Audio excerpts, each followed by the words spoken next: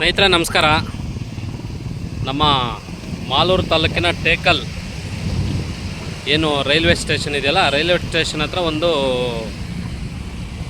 ಮೇಲ್ಸೇತುವೆ ರೆಡಿ ಆಗ್ತಾ ಇದೆ. ಅಂದರೆ ಏನಂದರೆ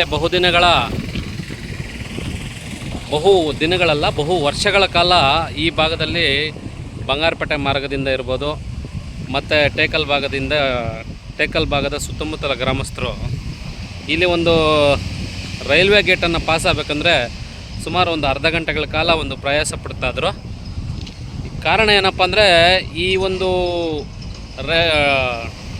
ಟೇಕಲ್ ರೈಲ್ವೆ ರಸ್ತೆ ಇದೆಯಲ್ಲ, ಈ ರೈಲ್ವೆ ರಸ್ತೆ ಬಂದು ಬಂಗಾರಪೇಟೆ ಜಂಕ್ಷನ್ ಜೊತೆಗೆ ಬೆಂಗಳೂರಿನಿಂದ ಚೆನ್ನೈಗೆ ನೇರವಾಗಿ ಹಾದು ಹೋಗುವಂಥ ಒಂದು ರೈಲ್ವೆ ನಿಲ್ದಾಣ ಆಗಿರುತ್ತದೆ.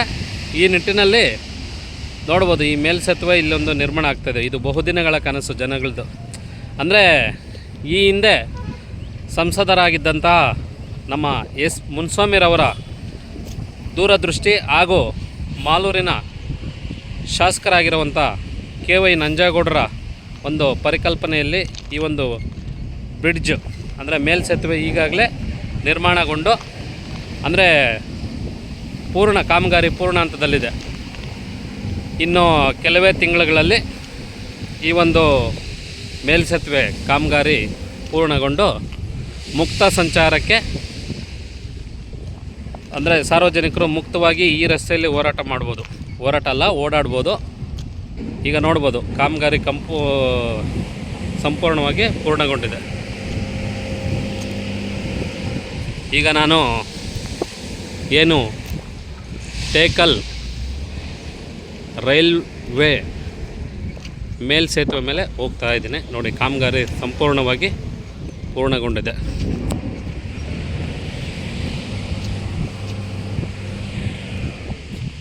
ಕಾರ್ಮಿಕರು ಮಾಡ್ತಿದ್ದಾರೆ. ಅಲ್ಲೇ ಗಮನಿಸ್ಬೋದು, ನಾನು ಮಂಗಳೂರಲ್ಲಿರೋಂಥ ಒಂದು ಮಾದರಿಯಲ್ಲಿ ಬ್ರಿಡ್ಜು ರೆಡಿಯಾಗಿದೆ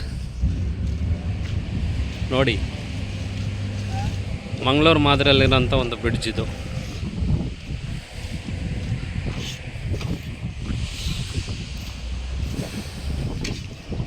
ಈ ಮೇಲ್ಸೇತುವೆ ಮಾಡಬೇಕು ಅನ್ನೋದು ಟೇಕಲ್ ಭಾಗದ ಸುತ್ತಮುತ್ತಲ ಗ್ರಾಮಸ್ಥರ ಜೊತೆಗೆ ಬಂಗಾರಪೇಟೆಯಿಂದ ನೇರವಾಗಿ ಮಾಲೂರಿಗೆ ಹೋಗೋದಕ್ಕೆ, ಟೇಕಲ್ಗೆ ಬರೋದಕ್ಕೆ ಬರ್ತಾದಂಥ ಸಾರ್ವಜನಿಕರ ಒಂದು ಪ್ರಯಾಣಿಕರ ಒಂದು ಒತ್ತಾಸೆಯಾಗಿತ್ತು. ಈ ಒತ್ತಾಸೆಗೆ ಜೀವ ಕೊಟ್ಟವರು ಸಂಸದರಾದಂಥ ಎಸ್ ಮುನ್ಸ್ವಾಮಿರವರು. ಅಂದರೆ ಕಳೆದ ಬಾರಿ ಕೋಲಾರ ಲೋಕಸಭಾ ಸದಸ್ಯರಾಗಿದ್ದಂಥ ಸಂಸದ ಎಸ್ ಮುನ್ಸ್ವಾಮಿರವರು ಜೊತೆಗೆ ಸ್ಥಳೀಯ ಶಾಸಕರಾದಂಥ KY ನಂಜೇಗೌಡರು ಕೂಡ ಇದಕ್ಕೆ ಸಹಕರಿಸಿದ್ದಾರೆ. ನೋಡ್ಬೋದು, ಕಾಮಗಾರಿ ಸಂಪೂರ್ಣವಾಗಿ ಮುಗಿದಿದೆ. ಇಲ್ಲಿ ಅಳವಡಿಸಿರುವಂಥ ಮೇಲ್ಸೇತುವೆ ಮಾದರಿ ಹೆಂಗಿದೆ ಅಂದರೆ, ಇದು ನೀವು ಮಂಗಳೂರಲ್ಲಿ ಗಮನಿಸ್ಬೋದು. ಮಂಗಳೂರು ಅಂದರೆ ಪಣಂಬೂರು ಬೀಚ್ಗೆ ಹೋಗ್ತಿರಲ್ಲ, ಆ ರಸ್ತೆಯಲ್ಲಿ ಈ ಒಂದು ಮಾದರಿಯ ಮೇಲ್ಸೇತುವೆ ಕಾಣಿಸುತ್ತೆ ನಮಗೆ. ಅದನ್ನು ನಾವು ಕೋಲಾರ ಭಾಗದಲ್ಲಿ ನೋಡ್ತಾ ಇರೋದು ಒಂದು ವಿಶೇಷತೆ ಅನ್ಬೋದು.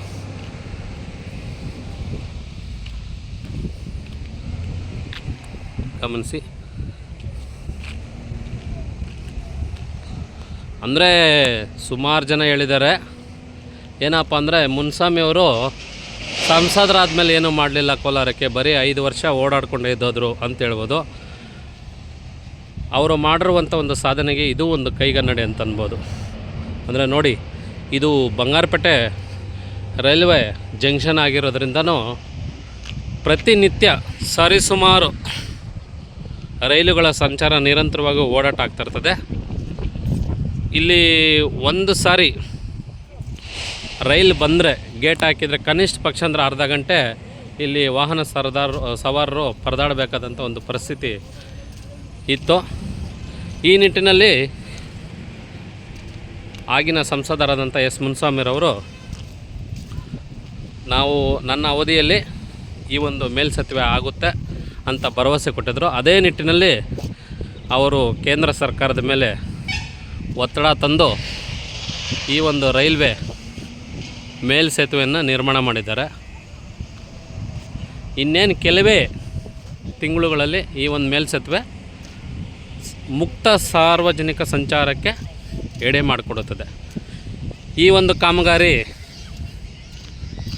ಅತಿ ಜರೂರ ಆಗೋದಕ್ಕೆ ಸ್ಥಳೀಯ ಶಾಸಕರಾದಂಥ ನಂಜೇಗೌಡರು ಕೂಡ ಕಾರಣ ಅಂತ ಒಂದಷ್ಟು ಜನ ಟೇಕಲ್ ಭಾಗದ ಸುತ್ತಮುತ್ತಲ ಗ್ರಾಮಸ್ಥರು ನನಗೊಂದಷ್ಟು ಮಾಹಿತಿ ಕೊಟ್ಟಿದ್ದರು.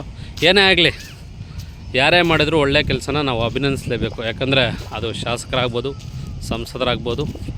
ಯಾಕಂದರೆ ಅವರು ಒಳ್ಳೆಯ ಕೆಲಸ ಮಾಡಲಿ ಅಂದ್ಬಿಟ್ಟೆ ನಾವು ಆರಿಸಿ ಕಳಿಸೋದು. ಅವರು ಅಂದರೆ ಅವ್ರಿಗೂ ಒಂದು ಹೆಸರಿರುತ್ತಲ್ಲ, ನಮ್ಮ ಅವಧಿಯಲ್ಲಿ ಆಗಿರೋವಂಥ ಕೆಲಸಗಳು ನೋಡಿ ಎಷ್ಟರ ಮಟ್ಟಿಗೆ ಮನ್ನಣೆ ಪಡ್ಕೊಂಡಿದೆ ಅಂತ ಅವರು ಹೆಮ್ಮೆಯಿಂದ ಹೇಳ್ಕೊಬೋದು. ನೋಡಿ, ಕಾಮಗಾರಿ ಸಂಪೂರ್ಣವಾಗಿ ಮುಗಿದಿದೆ. ಒಟ್ಟಿನಲ್ಲಿ ಇನ್ನು ಕೆಲವೇ ತಿಂಗಳುಗಳಲ್ಲಿ ಏನು ರೈಲ್ ಬಂದರೆ ಗೇಟ್ ಹಾಕಿ ಹಿಂಸೆ ಪಡ್ತದಂತ, ಅಂದರೆ ಹಿಂಸೆ ಅನ್ನೋದ ಕಾಲ ಅವ್ರಿಗೆ ರೂಢಿಗತೆ ಆಗೋಗಿರ್ತದೆ. ಪ್ರತಿನಿತ್ಯ ಓಡಾಡಿ ಅಭ್ಯಾಸ ಆಗೋಗಿರ್ತದೆ. ಈ ಒಂದು ಕಿರಿಕಿರಿ ಇತ್ತಲ್ಲ, ಅಯ್ಯೋ ನಾವು ಬೇಗ ಹೋಗ್ಬೇಕು, ಇನ್ನು 5 ನಿಮಿಷ ಬೇಗ ಬಂದಿದ್ದರೆ ನಾವು ರೈಲ್ ಗೇಟ್ನ ತಪ್ಪಿಸ್ಕೊಬೋದಾಗಿತ್ತು ಅನ್ನೋ ಒಂದು ಕಿರಿಕಿರಿಯಿಂದ ಸಾರ್ವಜನಿಕರಿಗೆ ಮುಕ್ತ ಅವಕಾಶ ಸಿಗುತ್ತೆ. ಜೊತೆಗೆ ನಿರ್ಭಯವಾಗಿ ಹಾಗೂ ಸುರಕ್ಷಿತವಾಗಿ ಸಂಚಾರ ಮಾಡೋದಕ್ಕೆ ಈ ಒಂದು ಮೇಲ್ಸೇತುವೆ ಅನುಕೂಲವಾಗಲಿದೆ.